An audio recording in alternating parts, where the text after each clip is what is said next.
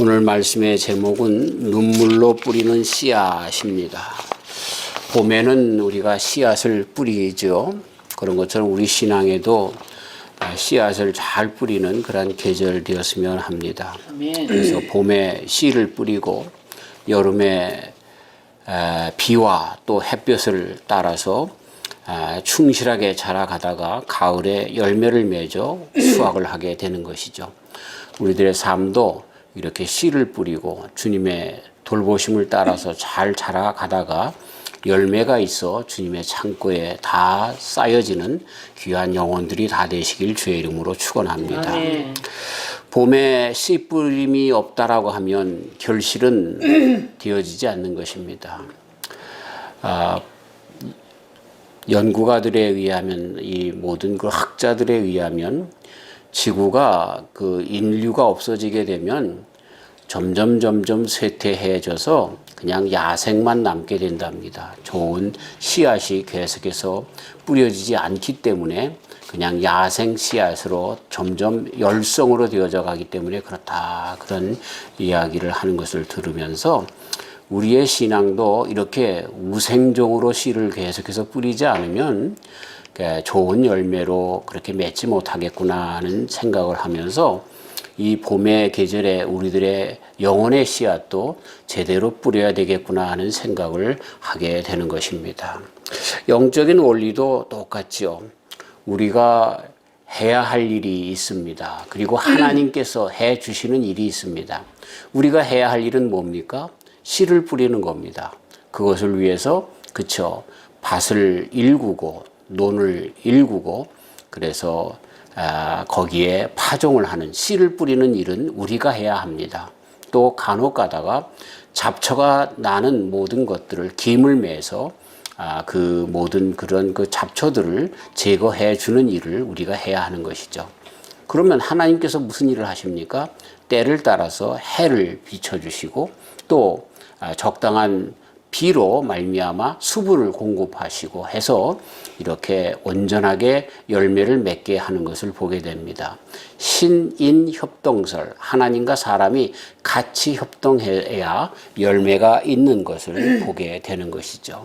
그런데 모든 부분에 있어서 무엇보다도 중요한 것은 하나님께서 하셔야 할 일들이 풍만하게 이루어질 때, 충분히 이루어질 때 그 열매가 더 많이 맺게 되는 것을 우리는 알게 되는 것이죠.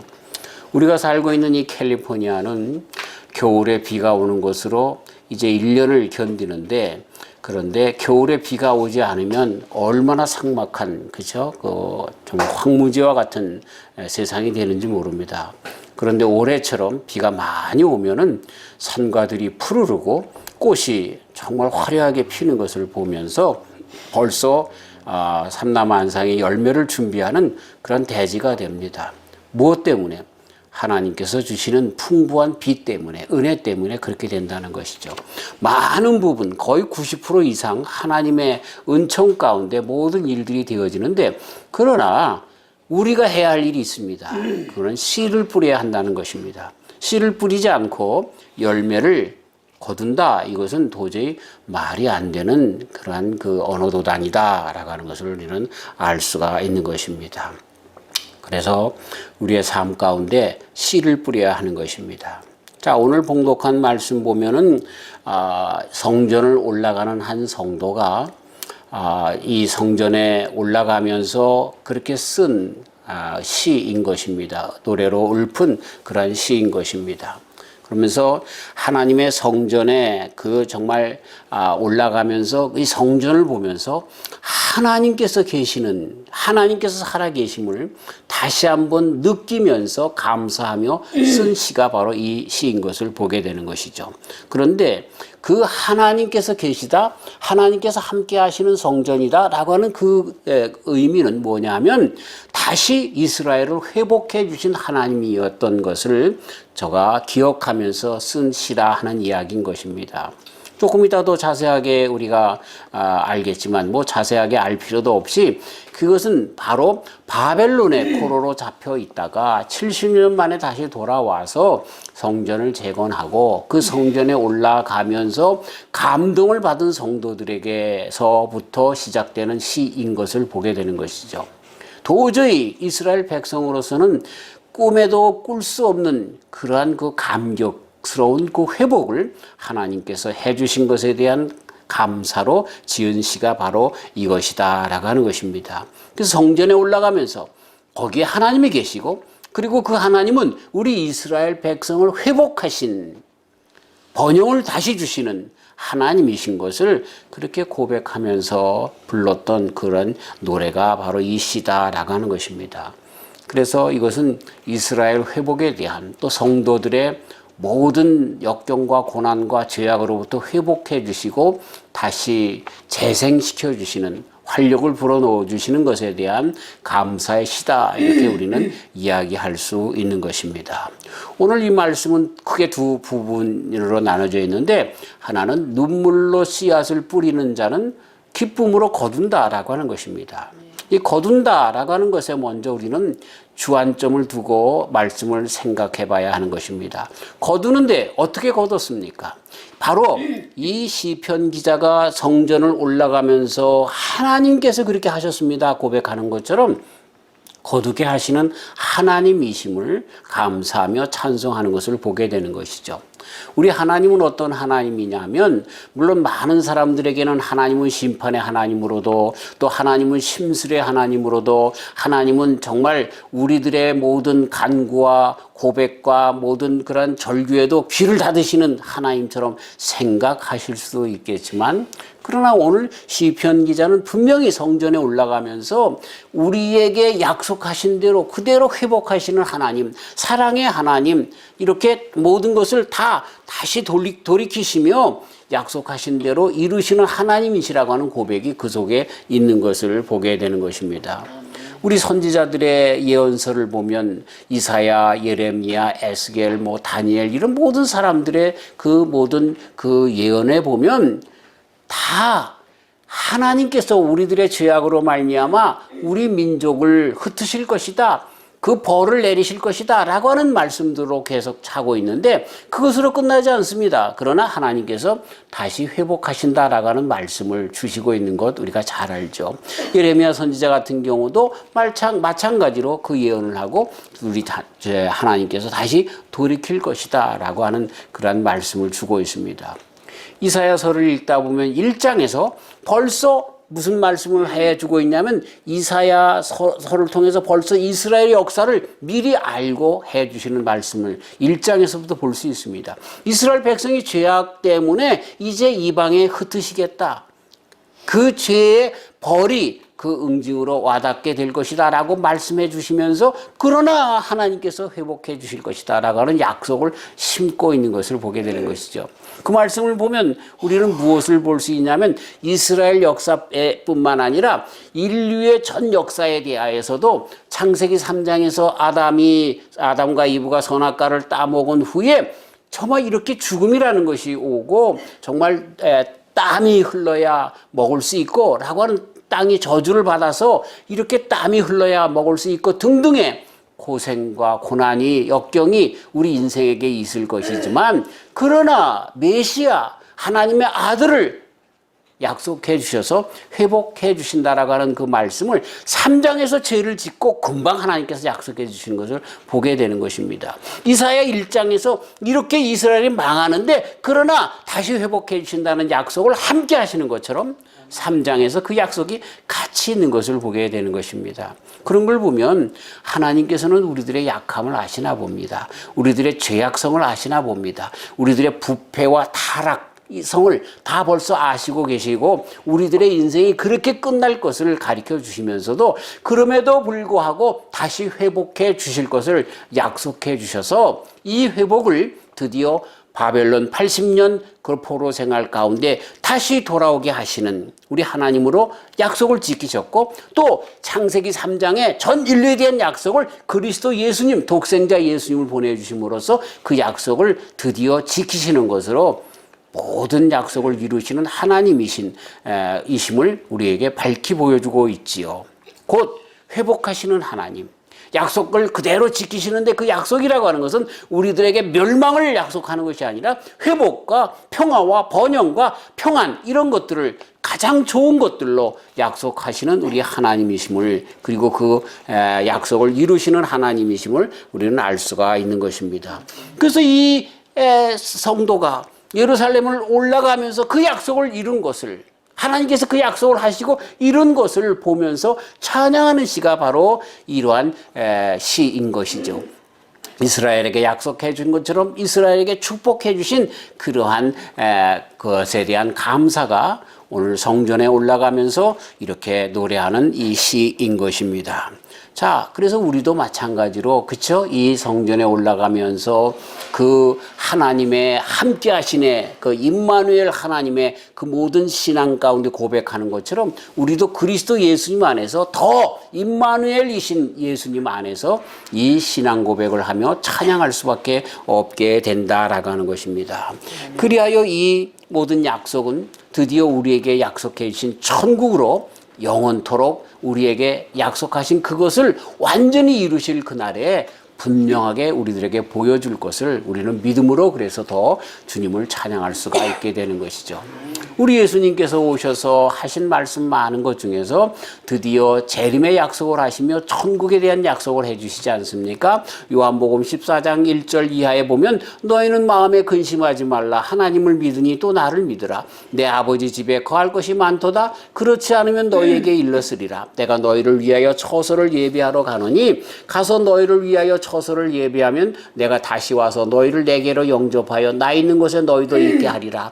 이 예수님의 재림의 약속일 뿐만 아니라 성도들에게 대한 하나님의 자녀들에 대한 영원한 천국에 대한 약속을 이렇게 분명히 하고 있는 것을 보게 되는 것이죠.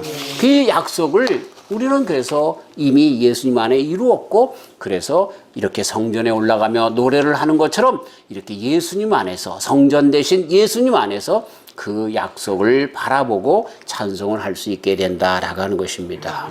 그래서 우리 하나님에 대한 이렇게 형용하는 그런 많은 그런 형용사 중에 그 중에서 특별히 그 회복하시고 사랑하시고 또 축복해 주시고 함께 하시는 그 약속을 지키시는 그런 하나님에 대한 그런 찬송을 우리는 먼저 드릴 수밖에 없다라고 하는 것입니다. 끝내 인생을 아름답게 이루시는 하나님, 끝내 인생을 아름답게 회복하시는 하나님이시다라고 하는 것입니다. 어느 젊은 목사님과 함께 대화를 나누는 중에 예수님 언제 오실까라고 하는 대화를 하다가 예수님 지금 오시면 안 돼요. 그러더라고요. 그래서 왜 그래요? 그랬더니 아직 할 일이 많은데 지금 가면 너 뭐 하다 왔니? 그러면 아무것도 안 하고 온 것 같아서 미안해서 안 된다는 거예요. 더 이것도 하고 저것도 하고 하다가 하나님 앞에 서야 된다는 거예요. 그래서 제가 그랬어요. 그렇지 않다고. 내가 죽어봐서 아는데 하나님 앞에 딱 섰더니 하나님께서 나를 이렇게 가만히 보고 나는 미안해가지고 아무것도 한 일이 없어서 하나님 앞에 섰는데 그랬는데 하나님께서 버니야 내가 너를 사랑한단다 그렇게 말씀하시더라고. 내가 이 일을 했다 저 일을 했다가 아니라 하나님께서는 우리를 사랑하시고 그렇죠?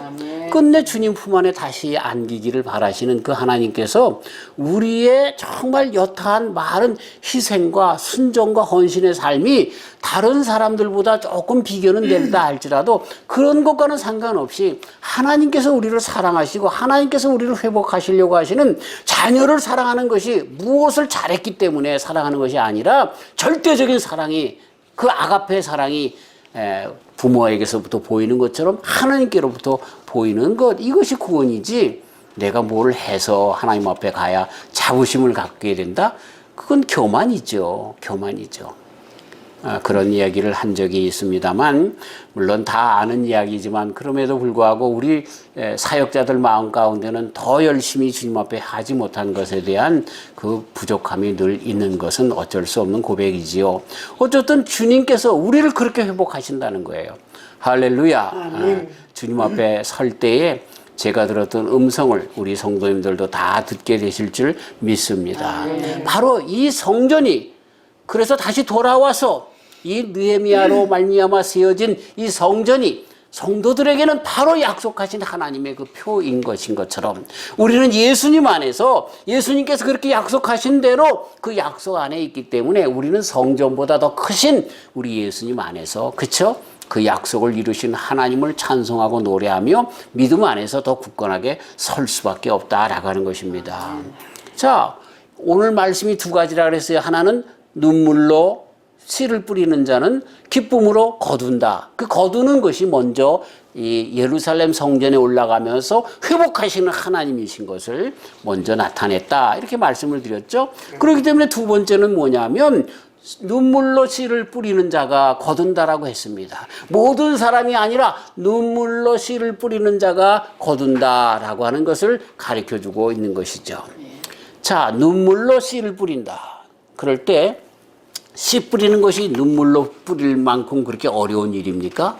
저도 농부의 아들로 태어나서 그쵸 씨를 뿌려봤습니다. 감자도 심어보고 고구마도 심어보고 모두 내보고 뭐 이런 일들을 많이 했는데 하기 싫어요. 하기는 싫어요. 그렇지만 씨 뿌리면서 눈물로 뿌리진 않습니다. 예. 좀 애들하고 좀 나가서 칼싸움도 하고 총싸움도 하고 들로산으로 다니면서 뭐 새집도 뒤지고 그러고 싶긴 하지만 그러면 아이들이 정말 놀고 싶은 마음으로 그런 마음이 있어서 내가 이거 해야 되나 그런 도망가고 싶은 일하기 싫어서 도망가고 싶은 그런 마음으로 좀 짜증스럽게 씨를 뿌리지만 눈물로 뿌리진 않습니다. 그러나 우리 부모님은 씨를 뿌리면서 장래에 이 감자를 심음으로 이 고구마를 심음으로 이 벽씨를 심음으로 수확이 있을 가을을 오히려 기대하며 소망 중에 씨를 뿌립니다. 그렇죠? 그렇기 때문에 씨를 뿌릴 때 눈물로 씨를 뿌린다라고 하는 의미는 씨를 뿌리는 모든 사람들에게 해당되는 그런 말은 아닌 것 같습니다. 그런데 눈물로 씨를 뿌린다라고 하는 것은 무슨 뜻일까? 오히려 가을의 수확을 소망하면서 기쁨으로 씨 뿌리어야 하는데 그런데 이 눈물로 씨를 뿌린다는 말은 무엇일까? 그렇죠? 그리고 그 씨를 뿌렸기 때문에 기쁨으로 단을 거두게 되는데 수확을 하게 되는데 과연 우리가 뿌려야 할 특별히 성도가 뿌려야 할 그것도 눈물로 뿌려야 할 씨란 무엇인가 라고 하는 것을 한번 생각을 하고 넘어가야 할 것입니다. 자, 눈물로 씨를 뿌린다라고 할 때 그 씨 뿌림은 바로 회개라고 그래서 얘기할 수가 있는 것입니다. 이스라엘 백성들을 바벨론의 70년 그 어둠 가운데 그들을 다시 돌아오게 했는데 그 때가 차기까지 기다리는 시간이 70년이었습니다. 그 때가 뭡니까? 이스라엘 백성들에게 온전히 하나님을 섬기려고 하는 마음, 우상을 섬기고 그 우상 가운데 자기의 욕심에 따라 죄악에 거하였던 그 모든 선조들의 잘못된 모든 죄악을 용서함을 다 바라고 회개하고 난 다음에 70년이 걸린 후에 하나님께서 돌아오게 했다라고 하는 그러한 역사의 맥락 가운데 이렇게 우리는 해석할 수가 있는 거죠. 눈물로 씨를 뿌린다? 그거는 그쵸? 회개한 후에 하나님께서 열매, 우리 신앙의 열매를 맺게 하신다라고 하는 것을 알 수가 있는 것입니다. 자, 우리 하나님께 나아가는 것, 회복하시고 복을 주시고 우리를 아들, 딸 삼아주시는 하나님 앞에 나아가는 방법, 그것은 눈물로 씨를 뿌려야만 하는 것입니다. 곧 회개해야 주님 앞에 온전히 서게 한다라고 하는 것입니다. 자, 그런데 눈물이라고 하는 말을 꼭 집어넣었다는 이야기는 회개의 어려움을 이야기하는 것인 것 같습니다. 그러나 첫 번째는 눈물로라고 하는 것은 어려운 환경 속에 있음을 가르쳐주는 것, 우리는 쉽게 알 수가 있습니다. 그렇죠? 이스라엘 백성들이 얼마나 어려운 가운데 있었습니까? 그렇죠? 우리 마치 일제시대 때에 우리 민족이 일본 사람들에게 어려움을 당했던 것과 같은 그런 어려움들이 있었을 것입니다. 자기의 이름도 창씨 개명을 해야 하는 그러한 정말 그 어려움, 곤란 그런 상황 가운데 그래서 이방 민족으로 특별히 유대인으로 살면서 얼마나 많은 그러한 어려움을, 곤란을, 역경을, 핍박을 당했겠습니까?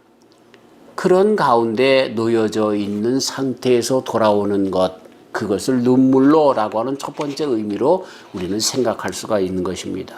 자, 이스라엘 백성들이 여호와 하나님 앞에 범죄하고 우상을 섬기며 자기네들의 욕심을 따라 살기를 바라면서 하나님의 말씀보다는 인간의 욕심을 채우기에 급급하여서 이렇게 범죄하여 나갔던 하나님의 말씀, 법규, 규례 이런 명령들을 지키기보다는 정말 나를 위해서 고아와 과부를 돌아보지 않고 또 저울추를 속여가면서 정말 친구라도 동료라도 가족이라도 속이면서 빼앗아 먹으려고 했던 그러한 것의 결과로 말미암아 생겨진 바벨론 포로가 된 죄의 포로가 된 이들, 그런 상황이 얼마나 오히려 그것 때문에 우리가 잘 먹고 잘 살 줄 알았는데 오히려 우리들의 영혼이 피폐해질 뿐만 아니라 우리들의 삶조차도 남의 종이 되어서 살아가야 하는 죄의 종으로 죄의 삭은 사망이라고 했는데 거기까지 나가는 그런 상황, 이건 눈물 아니면 그 상황 가운데 처할 수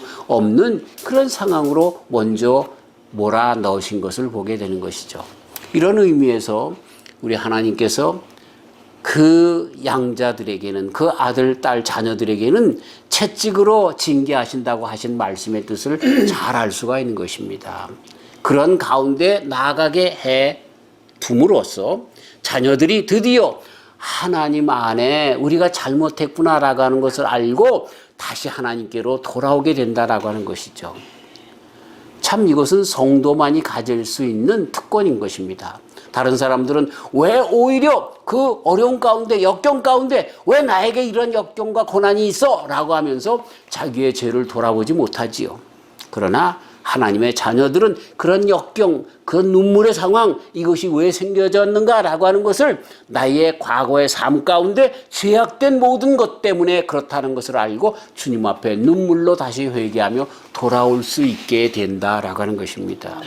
바벨론에서 이스라엘 백성들이 회개한 그것을 우리는 눈물로라고 하는 그러한 회개를 우리는 알 수가 있는 것입니다. 두 번째 우리가 생각할 수 있는 것, 첫 번째 우리가 다시 한번 그 말씀을 요약해 보면 우리로 하여금 하나님의 자녀로 하여금 하나님께서는 더 좋은 것을 주시기 위하여 우리들의 환경과 조건 이런 모든 것들을 역경과 고난과 핍박 가운데 던져두시는 눈물의 상황으로 그렇게 함께 하신다라고 하는 것. 그러나 성도들은 그 가운데 오히려 눈물로 회개하며 주님에게 돌아온다라고 하는, 마치 탕자가 아버지 집을 떠났을 때에 돼지우리에 가서 쥐업 열매 돼지가 먹는 그것도 눈치를 바라보면서 보면서 먹으려고 해도 먹을 수 없었던 그런 고난 가운데 들어간 것처럼, 그리고 그 가운데서 내 아버지 집에는 종들이라도 나보다 더 잘 먹는데 라고 하는 그러한 회개의 마음으로 돌이키게 된 것처럼 눈물로 회개하는 그러한 상황으로 놓아두셨다라고 하는 것이죠. 두 번째는 무엇입니까? 회개라고 하는 것이 그렇게 쉬운 것만은 아니다. 눈물로 해야 하는 것처럼 아주 절절한 것이 회개다. 그렇게 힘든 것이 회개다라고 하는 것을 알 수가 있는 것입니다. 이 세상에서 제일 힘든 것이 많은 것이 있겠지만 회개가 참 힘듭니다. 사람들 이렇게 대화하다 보면 자기 잘못을 인정하려고 하는 사람들이 거의 없습니다. 그렇죠? 무슨 일 있으면 우리 아담이 이브를 갖다가 핑계 삼고 책임 전가한 것처럼, 이브가 뱀에게 핑계하고 책임 전가한 것처럼 우리 사람들은 무슨 일이 있으면 그 모든 것을 핑계하고 책임 전가하기에 바쁘지, 아 그렇군요, 내가 잘못했군요, 그렇게 하기가 얼마나 힘든지 모릅니다. 이런 의미에서 눈물로 씨를 뿌리는 것, 눈물로 회개하는 것이라고 그렇게 표현했는지도 모릅니다. 본래 우리는 안 그러려고 해요. 그런 회개가 너무너무나 힘이 든 거예요. 일상적인 것이 아니에요. 오히려 회개하면, 그렇죠? 내가 남보다 모자라는 것 같습니다. 오히려 회개할 때 저 사람이 나보다 더 잘못했는데 왜 내가 해야 되는가라고 하는 저 사람에게 대하여 그렇게 죄를 뒤집어 쓰려고 하고 대신 상대적으로 자기를 의인화시키려고 하는 것이 우리의 모습인 것입니다. 인간 모든 사람들의 그 성정이 그렇기 때문에 회개는 눈물이 아니면, 그렇게 정말 뼈를 깎는 아픔이 아니면 할 수가 없다는 거죠. 아무리 봐도 내 잘못이 기억되지 않아요. 아무리 봐도. 며느리가 밥을 푸다가, 그쵸? 늘 제가 하는 이야기인데, 머리가 가려우니까 밥 주걱을 떡거꾸로 잡아가지고 북적북적 그 머리를 긁다가 그 밥 주걱으로 또 밥을 푼단 말이죠. 그랬더니 시어머니가 그걸 보고 며느리를 뭐라고 합니다. 밥을 푸다가 그게 뭐 하는 짓이냐? 그랬더니 며느리가 아이고 어머니 잘못했어요. 그러는 것이 아니라 뭐가 떼요? 오히려 아무런 잘못이 없는 거예요. 그 시어머니는 괜히 나만 미워한다고 그러죠. 모든 것에 근본이 있는데 말이죠. 근본을 그렇게 내가 내 잘못이다라고 그렇게 이야기하지 못하는 그런 우리 인간의 본성이 그렇다는 거예요. 그렇기 때문에 회개하는 것은요 너무나 힘들어요. 눈물로 하지 않으면 안 돼요. 우리 예수님을 바라보면 그쵸? 얼마나 십자가에서 한탄하시며 돌아가셨을까? 그쵸? 우리 모든 인류의 죄를 당신이 죄가 있어서가 아니라 모든 인류의 죄를 담당하시며 돌아가실 때 그 마음이 얼마나 찢어졌을까? 그런데도 예수님은 그것이 내 잘못인 양 자기가 모든 인류의 죄를 걸머지고 십자가에 달려 돌아가셨으니 그렇죠? 회개라고 하는 것은 정말로 어려운 남의 죄에 대한 것뿐만 아니라 나에 대한 그 죄를 회개하는 것이란 얼마나 어려운 것인 것을 다시 한번 알게 되는 것입니다. 참 그래서 우리는 회개할 때 정말 회개의 모양만 갖는 것이 아니라 진실한 회개를 주님 앞에 드려야 한다는 거죠. 그 눈물로 씨앗을 뿌리는 그것이 진짜 나중에 기쁨으로 단을 거두는 그러한 일이다라고 하는 것입니다. 저도 참 나의 모든 환경과 여건 때문에 얼마나 하나님을 원망했는지 모릅니다.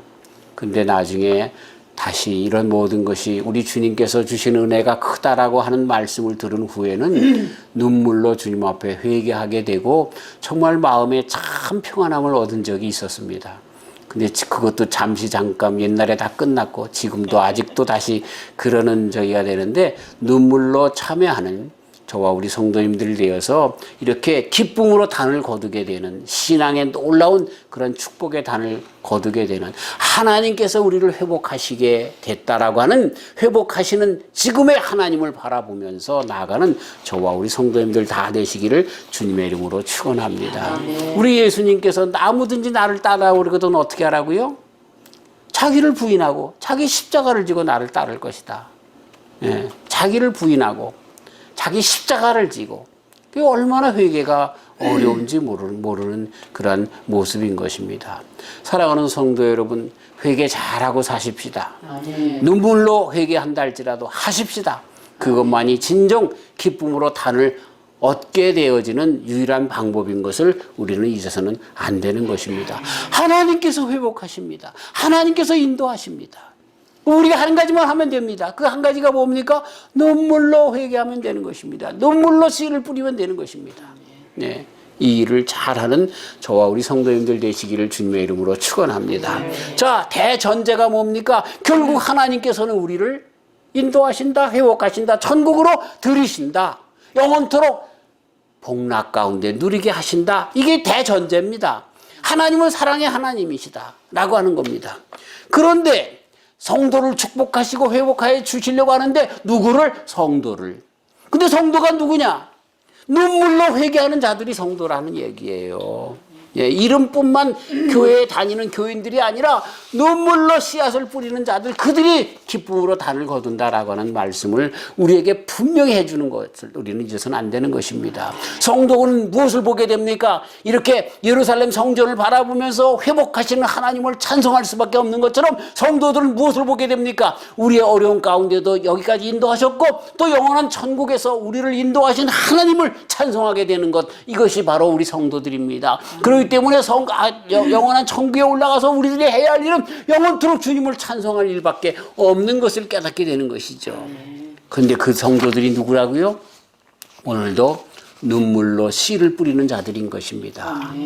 눈물로 씨를 뿌리는 회개의 그런 계속적인 회개의 연속으로 주님에게 이렇게 나아가 주님께서 때를 따라 비를 주시고 햇볕을 주시는 가운데 열매를 맺는 저와 우리 성도님들이 다 되시기를 주님의 이름으로 축원합니다. 열매의 첫걸음은 뭐라고요? 회개인 것입니다. 우리가 뿌려야 할 것은 회개입니다. 주님 앞에 잘못했어요. 그리고 주님에게 돌아오는 탕자와 같은 심정으로 살아가는 저와 우리 성도님들이 다 되시길 주님의 이름으로 축원합니다. 아멘. 감사합니다. 하나님.